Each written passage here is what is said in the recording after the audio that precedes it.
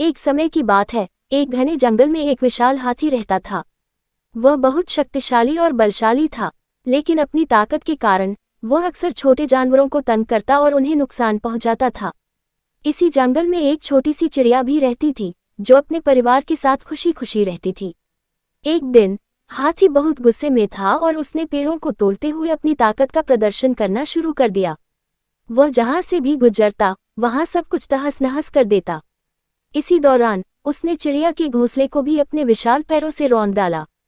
घोंसले में रखे चिड़िया के अंडे भी टूट गए। चिड़िया बहुत दुखी हो गई और उसने हाथी से कहा, तुमने मेरे घर को बर्बाद कर दिया और मेरे बच्चों को मार दिया। तुम्हें अपनी ताकत का घमंड है, लेकिन तुम्हारी इस हरकत का अंजाम बुरा होगा। हाथी ने चिड़िया की बातों को नजरअंदाज कर दिया और उसे छोटा और कमजोर समझकर उसकी बातों का मजाक उड़ाया।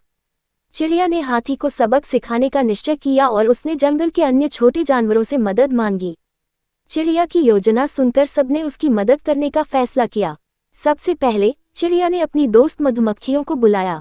मधुमक्खियों ने हाथी के कानों में जाकर उसे बुरी तरह से काटना शुरू कर दिया। हाथी दर्द से तड़पने लगा और इधर उधर भागने लगा। उसे कुछ भी समझ नहीं आ रहा था कि क्या हो रहा है। फिर मेढक आए और उन्होंने हाथी को झील की तरफ जाने का सुझाव दिया ताकि वह अपने कानों की जलन को शांत कर सके। झील के पास पहुंचते ही हाथी फिसल गया और कीचड़ में गिर गया।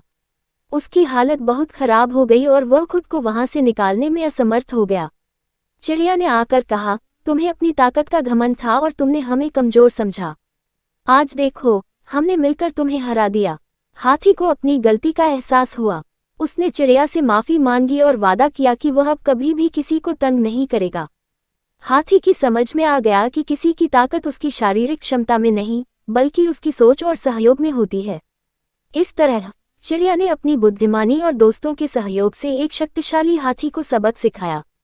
इस कहानी से हमें ये शिक्षा मिलती है कि घमंड चाहे कितना भी बड़ा क्यों न हो, एकता और समझदारी से उसे हराया जा सकता है।